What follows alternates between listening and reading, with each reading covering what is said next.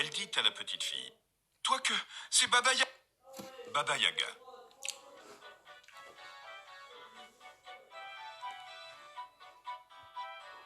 Dans un village de la campagne russe vivait une petite fille qui n'avait plus de maman.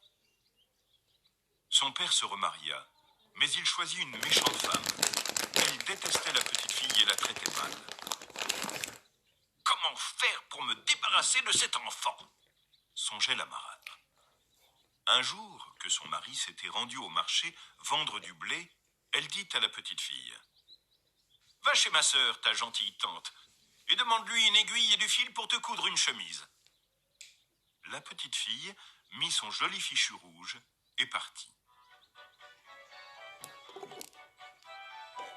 En route, elle se dit, comme elle était maligne: J'irai d'abord demander conseil à ma vraie gentille tante, la sœur de ma vraie maman.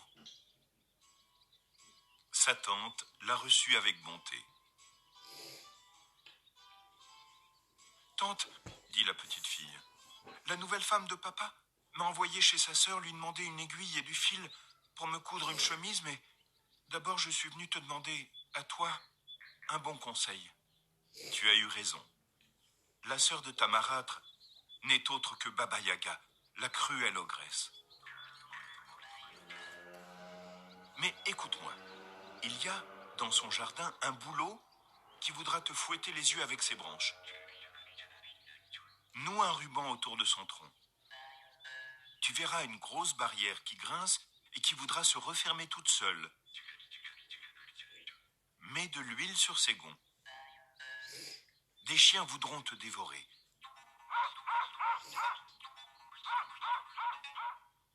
Jette-leur du pain. Enfin, tu verras un chat qui te crèverait les yeux. Donne-lui un bout de jambon. Merci bien, ma tante, répondit la petite fille. Elle marcha longtemps, puis arriva enfin à la maison de Baba Yaga.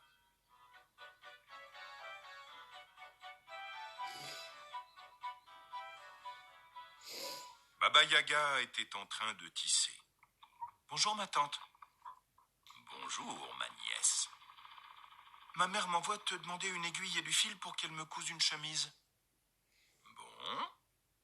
Je m'en vais te chercher une aiguille bien droite et du fil bien blanc. En attendant, assieds-toi à ma place et tisse. La petite fille se mit au métier. Elle était bien contente. Soudain, elle entendit Baba Yaga dire à sa servante dans la cour: Chauffe le bain et lave ma nièce soigneusement. Je veux la manger au dîner. La petite fille trembla de peur. Elle vit la servante entrer et apporter des bûches, des fagots et des seaux pleins d'eau. Alors, elle s'efforça de prendre une voix aimable et gaie, et elle dit à la servante: ma bonne, fends moins de bois, et pour apporter l'eau, sers-toi plutôt d'une passoire. Et elle lui donna son joli fichu rouge. La petite fille regarda tout autour d'elle. Un feu vif et clair commençait à flamber dans la cheminée. L'eau se mettait à chanter dans le chaudron, et bien que ce fût une eau d'ogresse, elle chantait une jolie chanson.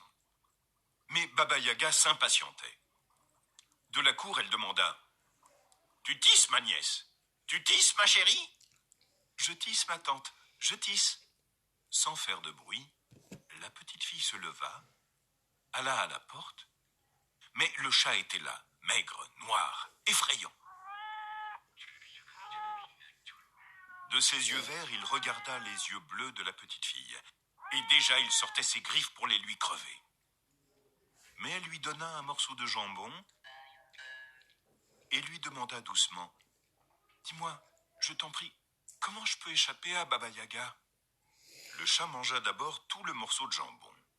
Puis il lissa ses moustaches et répondit: Prends ce peigne et cette serviette et sauve-toi. Baba Yaga va te poursuivre. Colle l'oreille contre la terre. Si tu l'entends approcher, jette la serviette et tu verras.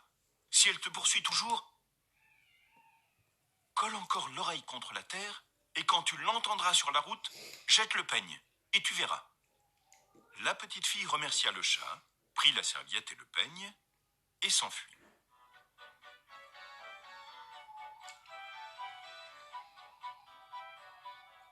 Mais à peine sortie de la maison, elle vit 2 chiens encore plus maigres que le chat, tout prêts à la dévorer.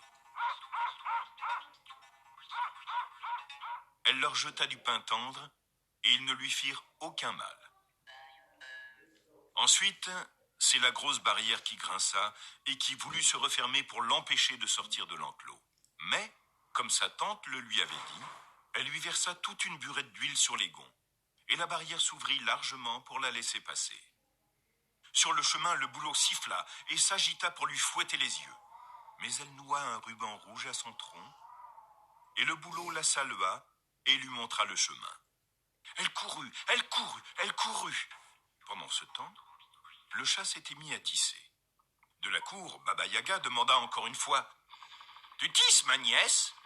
Tu tisses, ma chérie ?»« Je tisse, ma vieille tante, je tisse, » répondit le chat d'une grosse voix. Furieuse, Baba Yaga se précipita dans la maison. Plus de petite fille.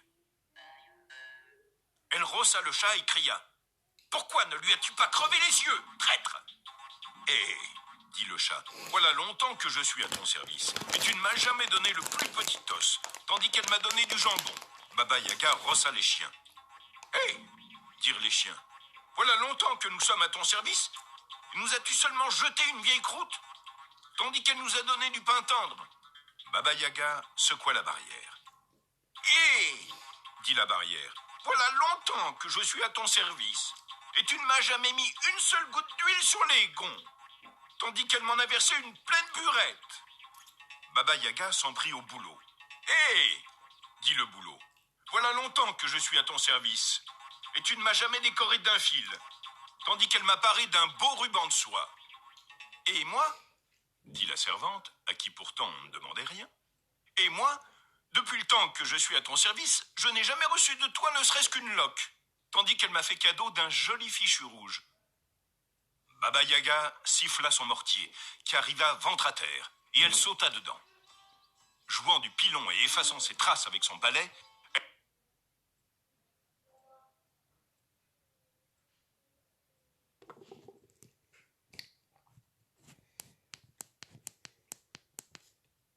elle s'élança à la poursuite de la petite fille à travers la campagne.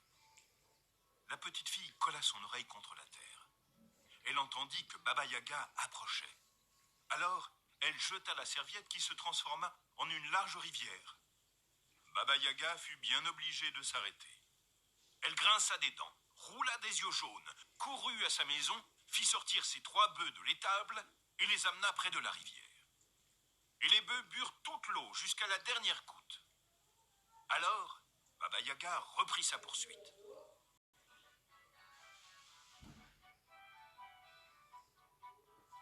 La petite fille était loin. Elle colla l'oreille contre la terre. Elle entendit le pilon sur la route. Elle jeta le peigne qui se changea en une forêt touffue.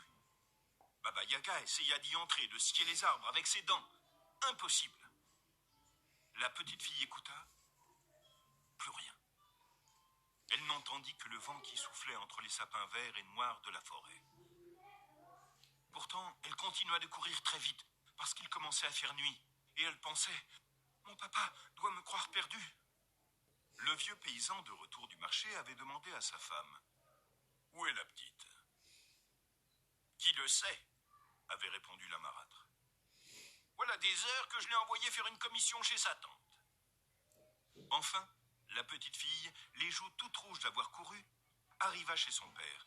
Il lui demanda « D'où viens-tu, ma petite ?»« Ah, dit-elle, petit père, ma mère m'a envoyé chez ma tante chercher une aiguille et du fil pour me coudre une chemise, mais ma tante, figure-toi que c'est Baba Yaga, la cruelle ogresse. » Et elle raconta toute son histoire.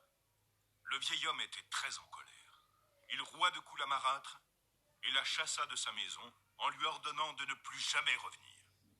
Depuis ce temps, la petite fille et son père vivent en paix. Je suis passé dans leur village. Ils m'ont invité à leur table. Le repas était très bon et tout le monde était content.